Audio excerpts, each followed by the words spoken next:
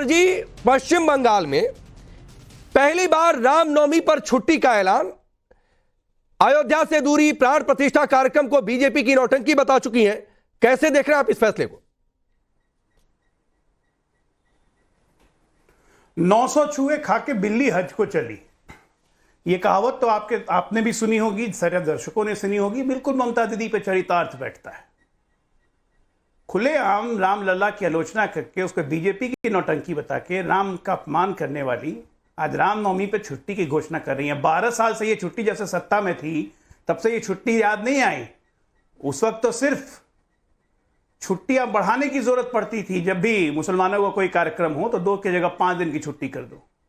और आज रामलला के नाम पे चलिए, हम तो कहते हैं कि हारते ही हारते दिया बुझने के पहले थोड़ा फड़फड़ा रहा है तो फड़फड़ाए, इसी बहाने छुट्टी कम से कम रामनवमी की।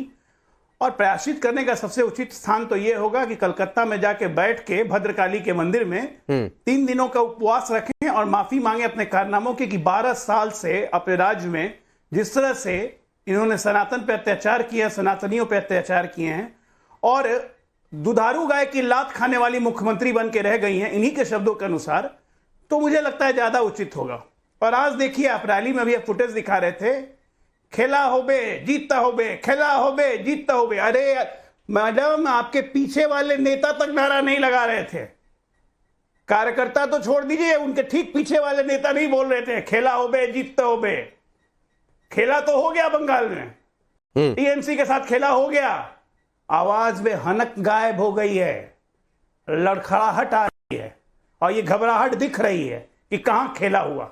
ठीक है, तौसीफ खान जी, अजय आलोक जी ने एक कहावत कही है, 900 चूहे खाकर बिल्ली हज को चली। जो रामनवमी पर फैसला हुआ ममता सरकार का, ये वही सरकार है जब मुहर्रम के चलते दुर्गा पूजा विसर्जन पर रोक लगती है तो हाईकोर्ट को यह कहना पड़ता है कि भाई ये माइनॉरिटीज को खुश करने के लिए आप डिसीजन लेते हैं। तो ये मान लिया जाए कि ममता बनर्जी को यह लगने लगा है कि बिना राम के नाम के काम नहीं चलने वाला है 24 के चुनाव में। देखिए राकेश जी, बीजेपी जो है हमेशा सच को तोड़ मरोड़ के झूठ बना करके प्रेजेंट करती है। अभी आपने कहा, क्योंकि आपसे बीजेपी ने ये इल्जाम लगाया तो आपने उस बात को रिपीट किया कि दुर्गा विसर्जन पे रोक लगा देना।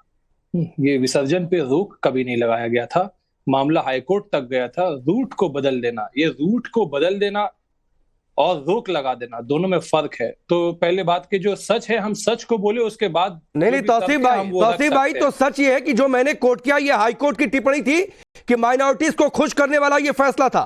ये मैंने अपने मन से नहीं कह दिया, और कहेंगे तो ऐसे कई सारे फैसले मैं आपको सुना दूंगा। अप्रैल 2017 में साउथ दमदम में रामनवमी की पूजा करने पर रोक लगी थी, हाईकोर्ट ने फटकार लगाई थी कि क्या कर रहे हैं। उसके बाद मजबूरन सरकार को, स्टेट गवर्नमेंट को अपना फैसला वापस लेना पड़ा था। अगर ये फैक्ट गलत है तो आप बोलिए कि ये गलत है।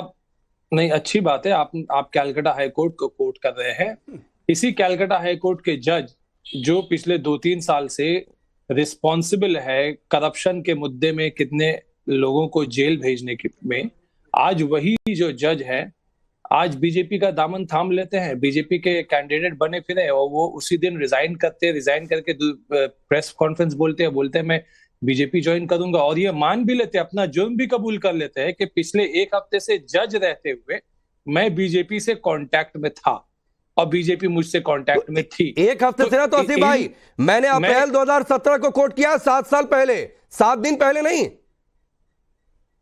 भाई। तो ये जज तो काफी साल से है ना। मैं तो आपने कहा ना कि 1 हफ्ते पहले संपर्क में थे, तो पहले या तो स्टेट गवर्नमेंट सुप्रीम कोर्ट में जाए, सारे फैसलों को चैलेंज कर दे, उसके बाद आप चैलेंज करिए यहां पर बैठकर, तो बात समझ में आती है। खैर, अपनी बात पूरी करिए। नहीं राकेश जी, देखिए, जज का और हाईकोर्ट का जुडिशरी पे जनता का विश्वास बने रहना चाहिए, इसी में डेमोक्रेसी की जीत है। और ये जो जनता का भरोसा बना रहे, तो फिर ये जो जज जो रिजाइन करते हैं और प्रेस कॉन्फ्रेंस उसी दिन सुबह में रिजाइन करके उसी दिन डिक्लेयर करते दिन में कि हम बीजेपी ज्वाइन कर रहे हैं, हमने सारा मामला तय कर लिया पिछले 1 हफ्ते में।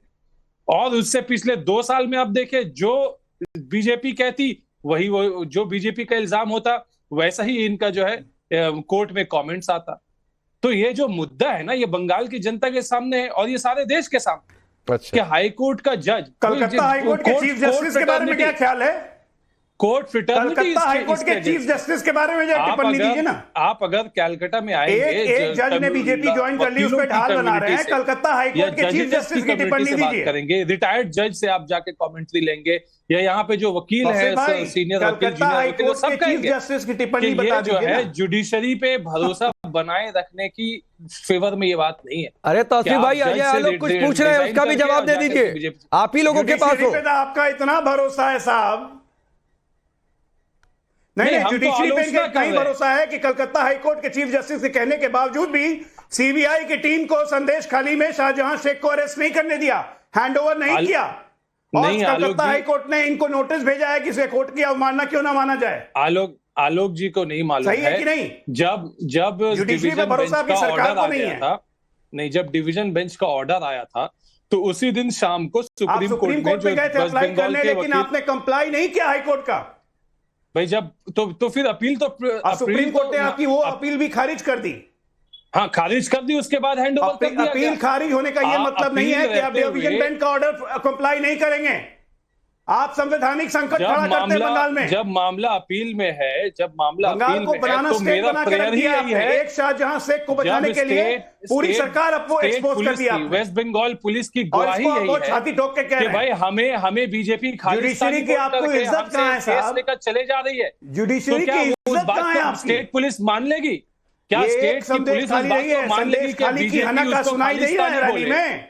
केवल इस वजह से कि पुलिस सिख है तो उसको आप खालिस्तानी बोल देंगे, तो क्या वो कोई भी नहीं, एक तो एक खाली की आवाज सुनाई देगी नहीं रैली में, वो उसकी अपील करेगी कि नहीं, हमें आप इन्वेस्टिगेशन करने दीजिए। नहीं, सीबीआई जाएगी काम करने, तो बंगाल पुलिस को भेजेंगे सीबीआई को अरेस्ट करने। नया मॉडल चला है इन घमंडियों का। नहीं, घमंडियों का नया मॉडल चला है सुप्रीम कोर्ट में। नहीं, आप तो जान के अनजान नहीं, क्या नहीं, चीफ जस्टिस की टिप्पणी थी साहब सुप्रीम कोर्ट में, क्या प्रेयर लेके गए थे? सुप्रीम कोर्ट में प्रेयर क्या लेके गए थे? कंप्लाई नहीं किया है। वेस्ट बंगाल पुलिस को इन्वेस्टिगेशन करने दिया जाए। अब तो सुप्रीम कोर्ट देखना चाहिए, सुप्रीम आपको संवैधानिक सरकार चलाने का अधिकार है या नहीं? बोले। अच्छा, मैं आ रहा हूं वापस से मुद्दे पर। अच्छा सुनिए अजय आलोक जी, एक मिनट। तौसीफ खान जी, सवाल ये था कि जो अजय आलोक ने एक और बात पूछी, और ये सवाल हम भी पूछ रहे हैं और लोग भी इस बात को लेकर चर्चा कर रहे हैं कि भाई पिछले 12 साल में रामनवमी पर छुट्टी क्यों नहीं हुई? कोर्ट का क्या मामला रहा, किस जज ने क्या कहा, उस पर बातचीत होती रहेगी, लेकिन 12 साल में जरूरत नहीं महसूस हुई रामनवमी पर छुट्टी की। अब चुनाव, देश में राम लहर दिख रही है, लग रहा है कि बिना राम के मुमकिन नहीं है, तो इसलिए रामनवमी पर छुट्टी हो गई।